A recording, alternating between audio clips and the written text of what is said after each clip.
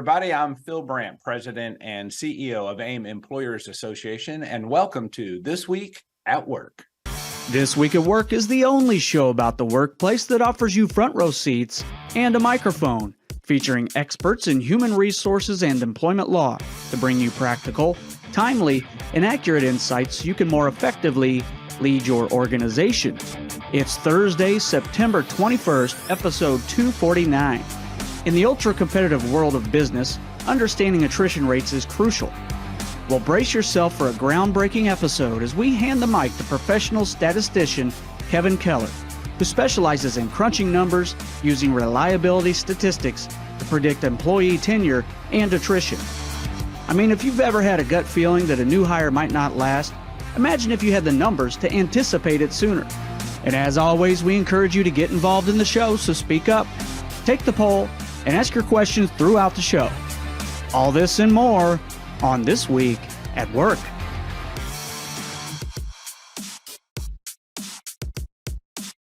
All right, welcome back, everyone. Burt, good morning. How are you today? I'm tired, Phil, but I'm good today, Phil, but I'm tired. Yeah, what's got you tired, Burt? I had an oral argument yesterday in the Missouri Supreme Court. My first time I've had to go up in front of the Supreme Court of Missouri in my 28 years of practicing law. So it's been a busy weekend and week prepping for that oral argument. Yeah, and I think you said that the first time I had to, and I think it might be better said as a lawyer. Don't you want to say it's the first time I got to argue in front of the Supreme Court of Missouri, or any Supreme Court for that matter? That's an honor, in my opinion, a badge to wear with pride. Congratulations to you, buddy. I'm happy for you. Thank you. I appreciate it. It went well yesterday, and we'll see what shakes out. Yeah, no, that's good. We'll want to know how that went. I also want to say good morning to Kevin Keller. Kevin has been a key speaker for us at some of our events over the years. Kevin, good morning. How are you? I'm doing great. Thanks for asking, Phil. Yeah, Kevin is a statistician, a great mind as it relates to applying statistics and analysis to the HR field. We're going to have a great conversation with him. But before we do that, there is one sport in particular that loves statistics more than any other sport, and that's baseball. And I'm curious if either one of you got a chance to watch Adam Wainwright pitch a fantastic game and get his 200th career win the other night. I did watch parts of it. He was marvelous, and I know the season has not panned out exactly the way he's wanted it to, but what a great accomplishment, and what a great career, and I sincerely hope he enjoyed the moment.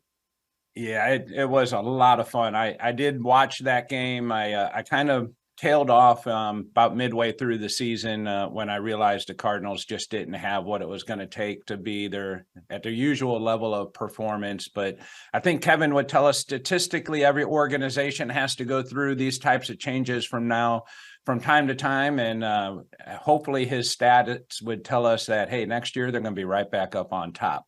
Any predictions, Kevin? No, I don't get involved in sports. All Not right. that I don't love sports, but no, not that one. All right, very good. All right, well, let's get on with the program. We got a lot of things to talk about. First thing I want to do is get these poll questions off to you, our listeners. And Good job, Phil. I'm sorry. Well done. Good job. Well done. Yep, there you go. You didn't have to remind me, Burt. I know. I learn. I might learn slowly, but I do learn. Hey, all caps and bold really help. Yes, that's true. It did. You've done a good job here, Nick. All right. So first question. What do you believe are the top 3 reasons for employee attrition in your organization? So the top 3 reasons for employee attrition in your organization, and there's a lot of options for you to pick from. Pick 3 of those, and would love to see your comments as well. And then the next question is my favorite, the word cloud. What is one word that sums up your thoughts about statistics in HR? And mine would be more. Use more statistics in HR. All right, there's mine. If you have any comments, we would love to get that from you. Burt, I want to put you on the clock. Are you ready? I'm ready, Phil. All right, Nick, pull that lever. All right, it's time to look into what's trending in employment law. Lawyer, you're on the clock. Phil, you're saying you're going to put me on the spot and put me up on Lawyer on the Clock. I'm going to put you on the spot real quickly. What happens when we have gridlock in Washington, D.C., and the presidential administration can't get their agenda passed through Congress? What's their next favorite tool? Oh, gosh. I feel too much pressure to answer All that. right. The next favorite tool? Go on, tell me, Burt. The administrative agencies. They turn to the administrative agencies to advance their agenda that they can't get accomplished through Congress. And we are seeing that once again. And I want to cover just a few things that are going on. First of all, in the last couple of days, the EEOC and the Department of Labor have entered into another memorandum of understanding. We've talked about these, where the two agencies agreed to work together to increase enforcement of the federal laws administered by those two agencies by sharing information, conducting joint investigations, training, and outreach. So the areas of emphasis in this most recent memorandum of understanding include employment discrimination based on race, color, religion, sex, national origin, age, disability, or genetic information, unlawful compensation practices such as violations of minimum wage, overtime pay, or wage discrimination laws, working and living conditions of employees, denial of required break times or places for nursing mothers to express milk, unlawful retention of employees' tips, unlawful denial of family and medical leave, leave-related discrimination based on disability, pregnancy, or caregiving responsibilities. Don't worry, there's only 4 more. Employment opportunities for individuals with disabilities, employment structures where employees have been misclassified as independent contractors or where joint employer liability may facilitate compliance and accountability under the law, unlawful retaliation against workers who assert workplace rights, and last but not least, retaliatory exploitation of immigration status, which discourages workers from asserting their rights. Oh my goodness. Did you leave anything out, Burt? I mean, you're saying there's only 4 more. What did we leave out? No, those were the 4 more I just covered. I mean, this is pretty expansive. And the point here is that when you get a Department of Labor investigation, or when you get a EEOC charge of discrimination filed against your organization, be very careful how you proceed in those investigations, because as you're providing information to either agency, those agencies are being trained to be on the lookout for violations of what the other agency might be interested in coming after you over. And so a typical example of that might be in an EEOC investigation, when you have you produce your employee handbook to the EEOC. If you produce the entire employee handbook instead of just certain policies, and the EEOC gets a hold of that handbook and they see policies that might be illegal under the Fair Labor Standards Act, they're going to send that over to the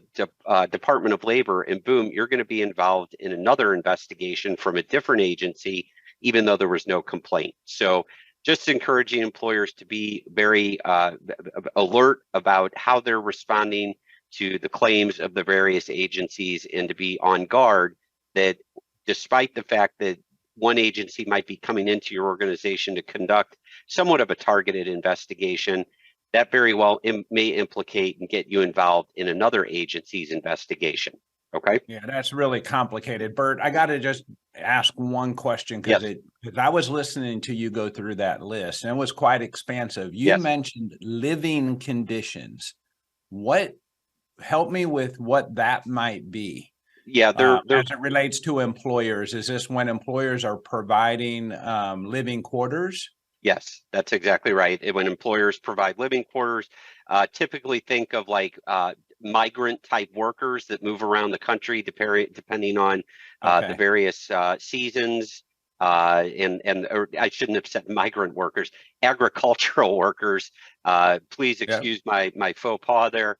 Agricultural workers who move around the country as the seasons change and different harvests of different crops are going on. A lot of times employers provide living conditions. Also think of sometimes of like mining or even perhaps like fire and rescue and those types of things. A lot of times when you're in isolated areas as well. Yeah. Yep. Okay. Exactly. All right. So might be a little bit more than just here's your hotel stay and per diem. Right. For okay. sure. Very good. Thank you for that clarity. Yep. Also, I want to talk real quickly. I know I'm getting close to my time here as usual, but hey, that's never stopped me from going over my 6 minutes. Although yesterday at the Supreme Court, believe it or not, I did pay very close attention to the time limits that were put in place. I'm glad we can help you practice that.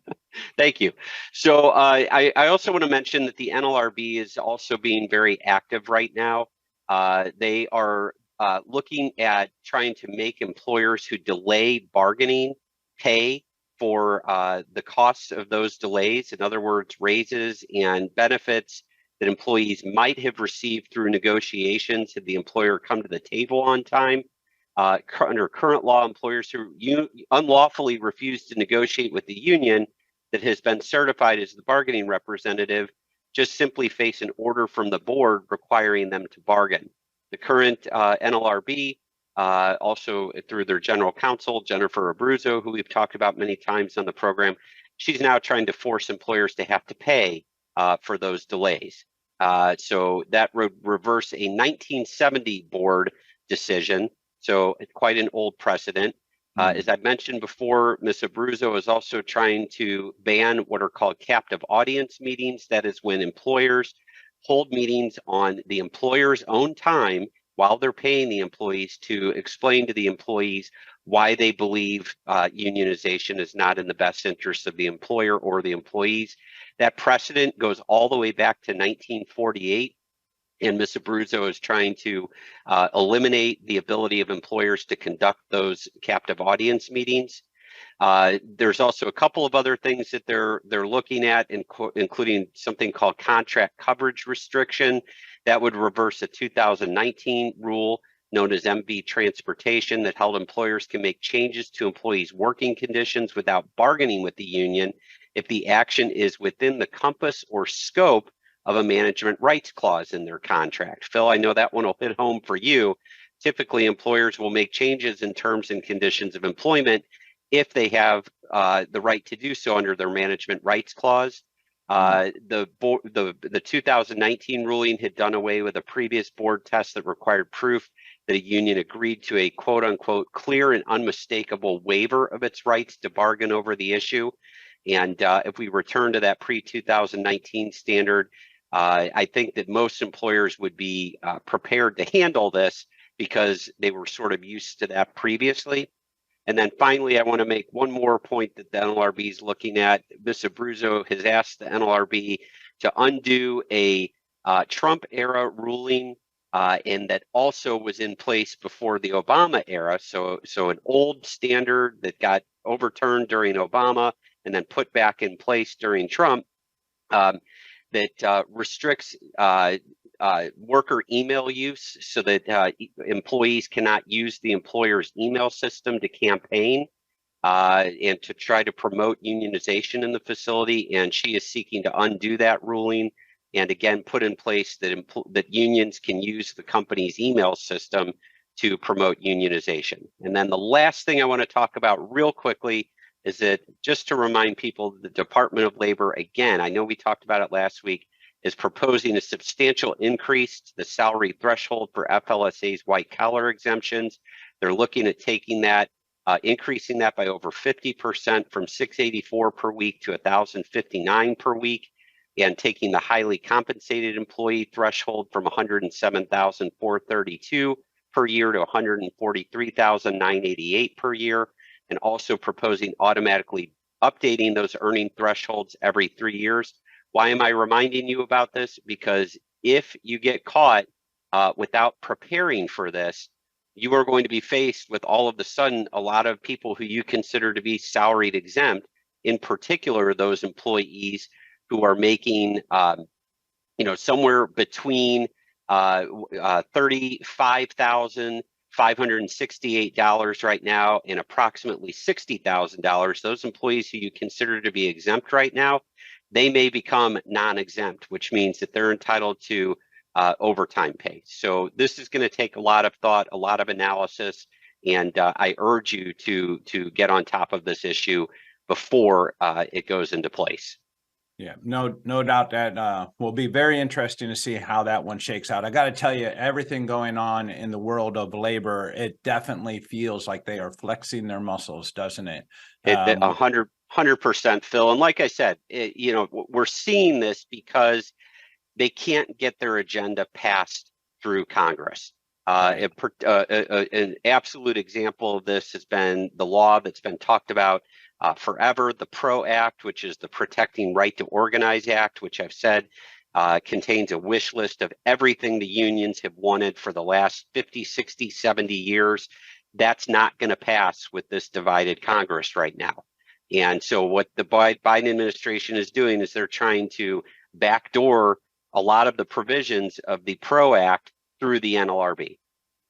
Absolutely. Burt, thank you very much. That's our Lawyer on the Clock segment. We appreciate that. And congratulations on being in front of the Supreme Court. I don't know if I wish you more or hope that that's your last one, but we'll see where it takes us from here. Congrats. Thank you. I appreciate it. Kevin, welcome to the program. We're happy to have you. Thanks for being a part of our leadership conferences and holding some great breakout sessions and teaching people about reliability and statistics. But first, just maybe tell us a little bit, how did you end up where you're at in reliable statistics? Yeah, so I started off as an engineer about 40 years ago, and I discovered that midway through my academic career, I had made the wrong choice, but I thought I would find better results when I started working, and it didn't. It just got worse. But the one thing I discovered I loved doing was analyzing data. So I actually left work 4 years after I'd started and went back to school full time, got my master's in applied statistics, and then found myself working for MEMC, and our paths crossed there. And I spent 15 years there applying statistics not only to manufacturing, but also to all of the support organizations, including HR, and then went to the metal container division of Anheuser-Busch, and I did that for a long time. And so in 2017, I quote unquote retired and discovered 3 weeks into it, I made a horrible mistake. So I have been independent ever since. Well, congratulations on being independent. And it sounds like you're finding your way 40 years later into the type of career you want to have. Oh, yeah. Great. So just for everyone's benefit, Kevin and I crossed paths. Back in the late 80s, early 90s. He was the very first person that started talking about Six Sigma, that I heard speaking about Six Sigma back then. And we worked in the silica wafer manufacturing business together. I was a safety engineer. Kevin was a statistician, and I had no idea what he's talking about. I'm hoping we can make some better sense out of his commentary here today. Kevin, how did you end up going from applying statistics in traditional mindset of manufacturing, where we do apply statistics and predictability a lot, to influencing that and using it in people analytics? Right. And so a lot of people stay in the manufacturing world because, in my mind, manufacturing is quite easy because you expect to get the same result all the time. And in most other support organization, actually higher is better or lower is better. So we're thinking about attrition rates. We want lower attrition rates. And not everything applies really well. So at MEMC, they made me work in every area, not just in manufacturing, but supporting HR and legal and sales and all the rest. And at Anheuser-Busch InBev, as I was working in that support role, I said they always gave me all the dogs and cats of the organization. So I supported projects in corporate affairs and anything consumer-based, sales and marketing, people, HR. So it just became a real comfort level. And today in my business, probably 2/3 of my business supports non-manufacturing. Okay, very interesting. So I think what I'm hearing you say is the statistical process is basically the same. Yep. It just depends what you want to apply it to. Yeah, right? the problem solving methodology I like to think about is the first step is define what the gap is. What's the problem? It's the difference between where you are and where you want to be. Then you measure your baseline. Where are we to get today against that gap? And then why is there a gap? How do we close the gap? How do we sustain the gap? And that applies to any organization. So for me, I don't care whether it's tax or beer or silicon wafers. I don't care.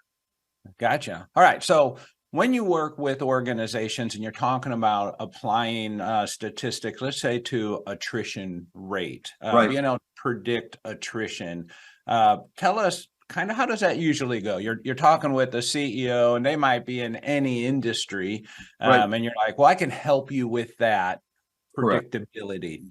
How's So, that come across? Yeah, so I had been trained in reliability statistics probably 20, 30 years ago, and it's traditionally manufacturing where we're looking at, okay, we have a machine. How long is that machine going to go until it breaks down? So if you think about your car, we get a 3-year, 36,000-mile warranty, so we don't expect our car to break down within that time. But then after it hits 40, 50,000, we think, okay, something's going to happen. And so our mindset is always about machines and parts, but the statistics if you replace parts with people, it's exactly the same thing. The moment we hire somebody, there is a probability they're going to leave. And we know that some people stay 30, 40 years at a company. Some people stay 30, 40 minutes at a company. You know, they walk in, People don't show up anymore. People don't even show up. And so if you model that time until people leave, it follows exactly the same behavior as machines and parts. And if we utilize that methodology, we can predict. If we had 1,000 people in our organization, we could predict relatively closely that 186 plus or minus 10 are going to leave next year, which means I can budget that I know in my budget, I have to have dollars to recruit, dollars to train, all of those sorts of costs that are associated with training. I know how to budget. And then I also know, because it's 186, that I need to go out and recruit to get ahead of that, to close that time to replace that employee. Now, the thing is, I don't know whether it's you or me or who's going to leave next year. I can't predict the person, but I can predict the quantity.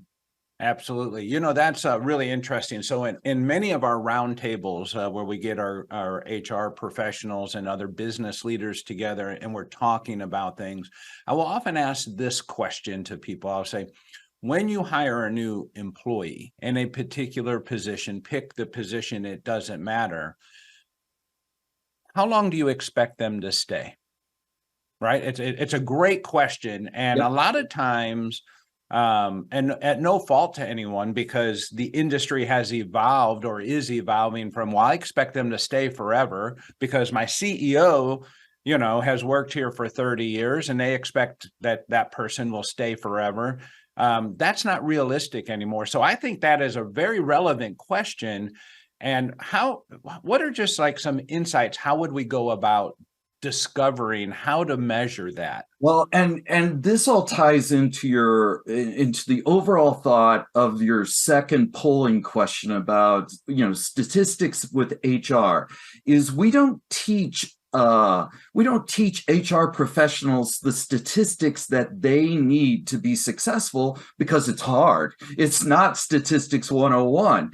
But the challenging thing, if you were to ask an HR professional, what's your average lifetime of an employee, they will properly go, that's hard to answer that question because there are employees who are still there. And they go, if I answer that question tomorrow, it's different than it is today. And so in their mind, they don't know how to answer that question. But with reliability statistics, you can account for the fact that people are still there and get a good estimate as to, okay, today they're still there, but eventually they will leave. and I can give you a good estimate as to what that average lifetime is. Yeah, and I also like often will take that and we'll say, okay, at some point, once they cross a threshold, I'm just going to, for the sake of an example, say once they make it to 8 years, right, they're going to stay a very long time. And But that there's- window below 8 years is a high risk window. So that's really what I want to measure. It's Yep. not everybody. It's statistically, I can prove if you make 8, you also make 15. right. But the number of people that make it to 8 might be few and far in between. So there is a concept in reliability statistics called a bathtub curve. And All if right, you, you're going to have to explain a bathtub I curve. know, but if you imagine the old-fashioned bathtub with, the high walls, and so when we hire people, there are what are called instantaneous failures, which is that person walks in the door at 8 a.m., they go out for lunch, and they never come back. Right? We've all seen that happen before, and we all have war stories. And then we have people who go, yeah, I've been here for a month. This is not for me, or 3 months. This is not for me. Those are called instantaneous failures. And then once you get through that break-in period, and you think about your car, you buy a new car, and all of a sudden a little light pops up and you take it back to the dealership, and then nothing more happens. All right. Those are instantaneous failures. And then once we've broken in, you get random failures. A person leaves here, a person leaves there. And then as you get towards the useful life is what reliability statistics calls it. But we get towards the end of people's careers, then things start taking off and you form kind of this bathtub of failure rates. And what I found fascinating is when I looked at retiree ages, so there's some magic numbers that all companies have, 55, 58, 60, 62, 65, 67, these numbers that are associated with Social Security or with bonuses or whatever, is it doesn't change. And that was the remarkable thing, is that people go, okay, I've made it, but they don't necessarily pull the plug. They go, I can choose on my own time when I want to pull that plug. So what I have found is there is no change in that end of that tail. But you're absolutely right about the beginning of those instantaneous failures. How do we avoid the instantaneous failures? And I think the other thing that I will often encourage some employers, I will hear still today some employers who will say, we don't have a turnover problem today, and we have very long tenure. And we get into a conversation that says, 75% of our employees have all been here 25 or 30 years. A large chunk of their employees have been here a long time. Right. And of that other 25%, they have much higher turnover, but they don't feel the impact because it's not large in numbers. But what happens, as I've worked with them over the last 10 years, as their employees start to retire and that 25% gets closer to 50% again, this is predictable that what their turnover rate's going to be in 3 or 4 years' time is predictable. And that allows them to have a chance to choose engineering solutions, to choose different business models to avoid some of the impacts of turnover and or replacement hires. And that's a really important piece of understanding your workforce demographics that can help a business be effective, not today, but strategically for tomorrow. And we've all seen how different generations treat, we'll call it loyalty, but how long we stay. Yep. Yeah, absolutely. All right, Kevin, I want to look at our poll results from our very first question here and just kind of get your intake or input on this. So the question was, what do you believe are the top 3 reasons for employee attrition in your organization? It looks like the number 1 result here is lack of career growth and opportunities. I'd just love to get last couple minutes here, your take on these results here. So let's use this as kind of HR, I'm going to train people in HR as to how I would look at this. So we've been trained on the Pareto principle. So you've done exactly that. You've ranked them from highest to lowest. But we teach people Pareto principle that whatever the biggest bar is what it is. And if you get something that looks kind of like a trapezoid, it says that everything is about equal. It just turned out with this cohort of people, the top one was lack of career growth, but that doesn't mean if we had a different cohort of people, they would have that as the biggest one. So that's Okay. to me interesting. But the other thing I would say is in a couple of HR projects I've worked with, I've been asked, tell us why people are leaving the company. And they have they have all the information from the exit interviews. And the expectation is there's going to be this aha moment of, here's the reason why people are leaving, or we can fix our benefits package or whatever it might be. It's that And one thing that fixes it. Right, exactly. And that's not true. And what you have to do is go to the verbatims, because the verbatims tell a story. And the story that I've read countless times is when an employee joins an organization, they love it and they can articulate all the things they love about that job. And over time, those things start to erode because change is a constant. We always have change. Things are going to, I lose my supervisor, my job changes, whatever it might be. And for every person, there's a straw that broke the camel's back and they decide they're going to leave. And so those straw that broke the camel's back could be very different. It could be all of these things, but it's the overall, I can't manage change in my job, in my company, in my career. I'm no longer happy. So our real focus needs to be, how do we successfully help the employee manage through the changes that are going to happen? Oh, excellent. Excellent. That's I like that, Kevin. That's really good. Now, see, I'm understanding this a lot better than I did back in 1990 when I was a safety engineer and you were talking Six Sigma to me. And I'm like, this guy's really smart, but I have no idea what he said, Well, I will admit I'm a much better instructor than I was 30 years ago. Yeah, no, that is great. Kevin, thank you very much for being on our program. How does someone reach you if they would like to work with you? Oh gosh, you can put my emails in wherever. That's the easiest Okay. way. All right, we'll make it really easy. You reach out to us and we'll be able to put you in touch with Kevin. That is not a problem at all. Kevin's been a great friend of the association. We appreciate your contributions to helping us help employers be more effective at what they do. And Kevin, we hope to have you back on the program real soon. With that, we'll be back on air next week at 7:30 Central Time. Until then, go out and be good to somebody. Take care. Thank you once again for tuning in to This Week at Work. If you enjoy the show, please share it with your colleagues. Forward our invites. Share the link, aimea.org/This Week at Work, or follow or subscribe wherever you get your news and entertainment, like LinkedIn, YouTube, Spotify, Apple Podcasts. We're everywhere you are.